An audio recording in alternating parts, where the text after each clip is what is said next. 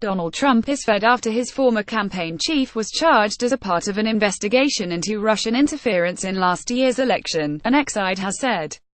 Sam Nunberg, an advisor to the Republicans' presidential campaign, said Paul Manafort's indictment showed Special Prosecutor Robert Mueller would go over every financial dealing of Trump's businesses and allies. He suggested the president may not be able to survive the probe alongside dwindling approval ratings.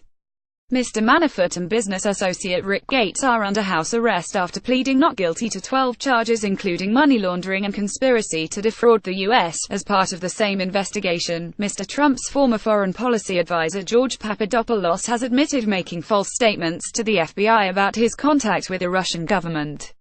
Here's what Manafort's indictment tells me: Mueller is going to go over every financial dealing of SAR Trump advisor and son-in-law Jared Kushner and the Trump Organization, Mr. Nunberg told Vanity Fair.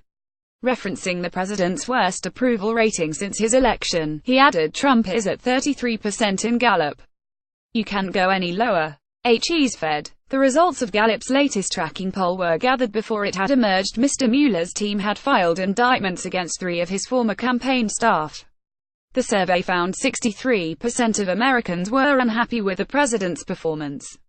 Mr. Nunberg, a Republican political analyst, described Mr. Kushner as the worst political advisor in the White House in modern history. Mr. Trump is reported to blame Mr. Kushner for his role in decisions, such as the firing of FBI Director James Comey, that led to the Russia probe. Mr. Nunberg worked as an advisor to Mr. Trump's presidential campaign until August 2015, when he was fired after allegedly posting racist comments on Facebook.